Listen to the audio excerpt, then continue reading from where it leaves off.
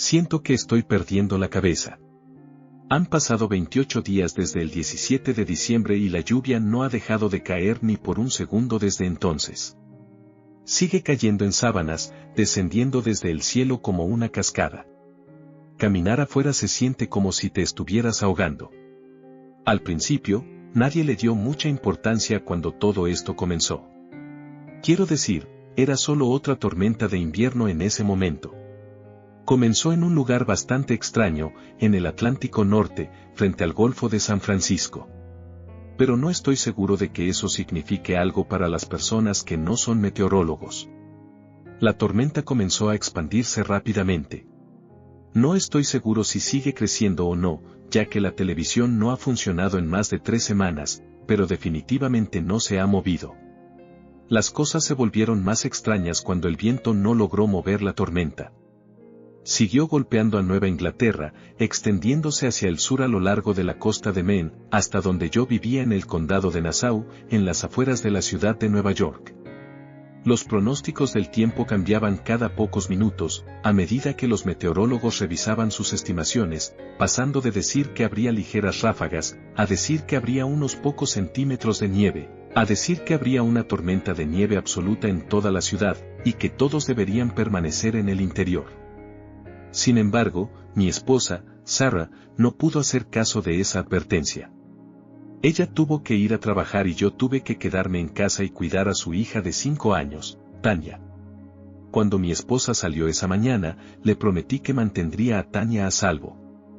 Al ver a Sarah salir del camino de entrada en un Nissan Altima, no tenía idea de que sería la última vez que la vería.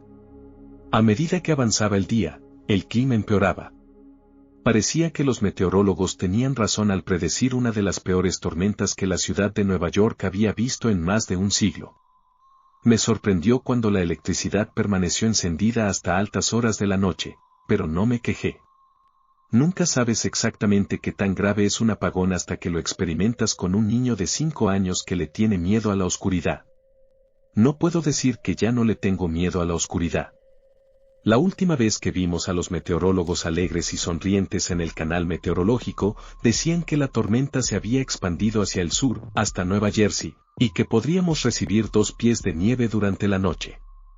Fue a las 6:23 de la tarde, creo, menos de un minuto después. El canal meteorológico se cortó y todos los programas de televisión cambiaron a una advertencia, diciéndole a todos que salieran de la ciudad de Nueva York por cualquier puente que pudieran tomar y evitaran la isla de Manhattan.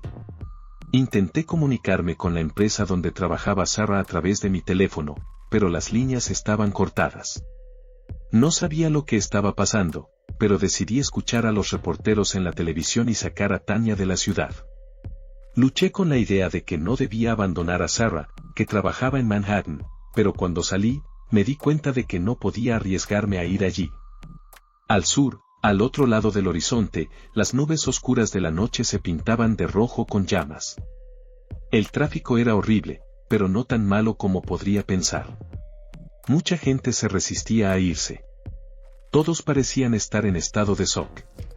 Conduje mi Cadillac por las carreteras de Nassau y Queens y vi a mucha gente parada al borde de la carretera observando la sombra de las llamas parpadeando contra el cielo, pero me encontré con muchas menos personas conduciendo por la carretera.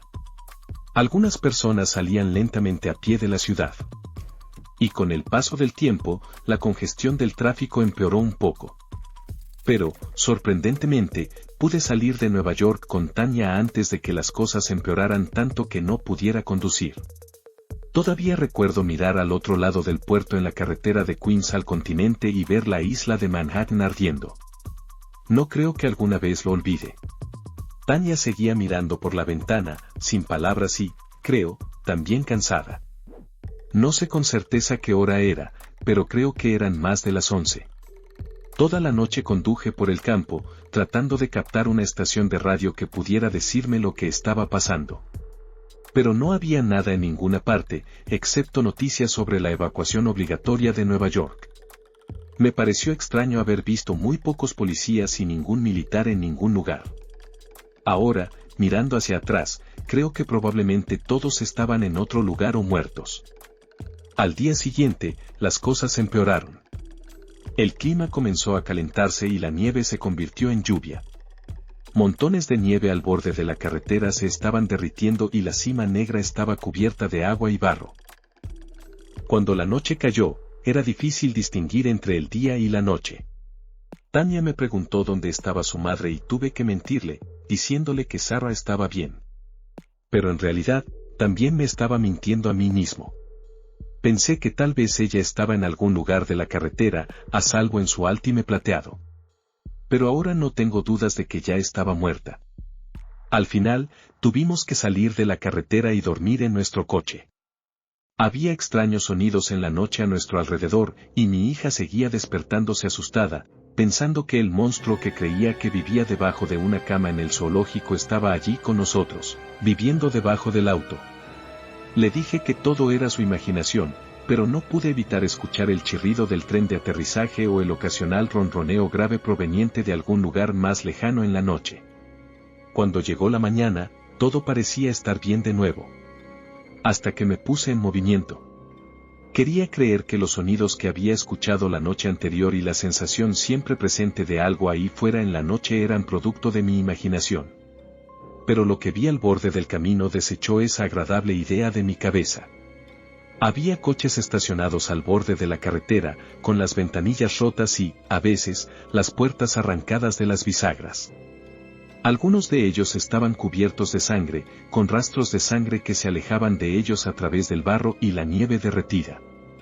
Frente a una granja solitaria, muy al norte de los Onkers, un grupo de personas estaba colgado, desnudo y completamente destripado por alguna fuerza inhumana.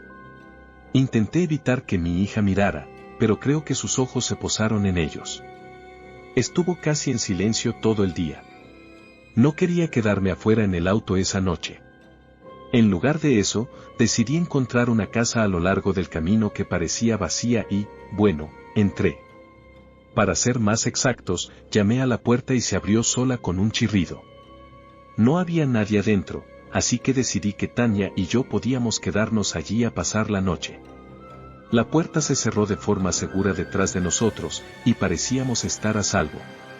Hemos estado en esa casa desde entonces. Al principio nos quedamos en la parte superior de la casa, pero a medida que las noches y los días se juntaban en un borrón oscuro y negro, decidimos que el sótano probablemente era más seguro. Y justo a tiempo también. Poco después de bajar al sótano, escuché como algo derribaba la puerta principal y se estrellaba en la parte superior del edificio, derribando mesas y el televisor. El tiempo pasaba lentamente, eternamente arrastrándose.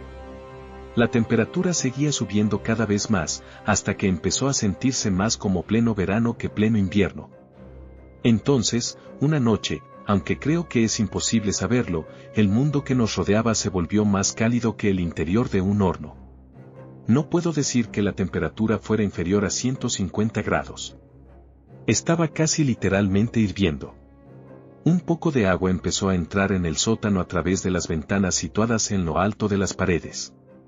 Mi hija y yo tratamos de mantenernos alejados, porque estaba casi lo suficientemente caliente como para hervir. Esa fue la noche en la que vi algo que realmente desearía poder dejar de ver. Mi hija se fue a dormir temprano, estaba cansada y un poco enferma. Por un rato la dejé dormir sola, eligiendo mirar por una de las ventanas cerradas por donde no entraba agua. Al principio, no vi nada más que la oscuridad total de la tormenta. Luego noté algo ahí afuera en la noche. Manchas oscuras y brillantes de color verde luminiscente que provenían de algo que no pude ver. Las observé durante un rato mientras rebotaban en la oscuridad sin profundidad, moviéndose a una distancia que realmente no podía entender. Luego hubo varios relámpagos brillantes y me di cuenta de que lo que estaba viendo era mucho más grande de lo que podría haber imaginado. No estoy seguro de qué tan alto era, pero sé que tenía que ser más grande que una montaña. Aunque todavía era solo una sombra en la distancia, tenía suficiente forma para saber que no era normal. Incluso en la retorcida versión alternativa de la realidad que viene con la tormenta, podía sentir el calor que salía de ella e ingresaba por la ventana como un fuego abierto a menos de 1 pulgada de mi cara. A su paso, había llamas que brotaban de los bosques del sur de Nueva York y dejaban estelas negras de humo contra el cielo negro. Pronto, la luz del breve estallido de rayos se apagó, pero el brillo verde continuó. Seguí mirando por un rato antes de regresar a Citadina. Esas imágenes se grabaron para siempre en mi mente. Cuando llegó la mañana, el mundo estaba un poco más fresco a medida que avanzaba el día, y al siguiente, la temperatura bajó aún más, al igual que nuestras reservas de alimentos. Parece ser que había agricultores que mantenían arraigadas tradiciones de enlatar y secar sus propios productos. La duración de nuestra estancia ha superado mis expectativas. Sin embargo, hemos estado fuera por un tiempo y creo que Tanya y yo deberíamos partir. Si el automóvil funciona, lo utilizaremos para desplazarnos. En caso contrario, encontraremos una solución alternativa. El agua se encuentra por todas partes y en terreno plano alcanza una profundidad de más de 1 pie. El suelo ha llegado a su punto de saturación hace semanas y el agua no ha tenido tiempo suficiente para drenarse por completo. No sé qué ocurrirá si la lluvia persiste. Supongo que esta parte de Nueva York se unirá al vasto océano Atlántico. Solo estoy considerando la posibilidad de encontrar un refugio seguro en algún lugar. Debe existir algún rincón donde esta tormenta no haya llegado. Dejo esta nota aquí, por si alguien la encuentra en algún momento. Solo deseo que quede un vestigio de Sarah, Tanya y yo, mientras atravesamos este mundo. No quiero que nos convirtamos en meros rostros más en medio de la tormenta.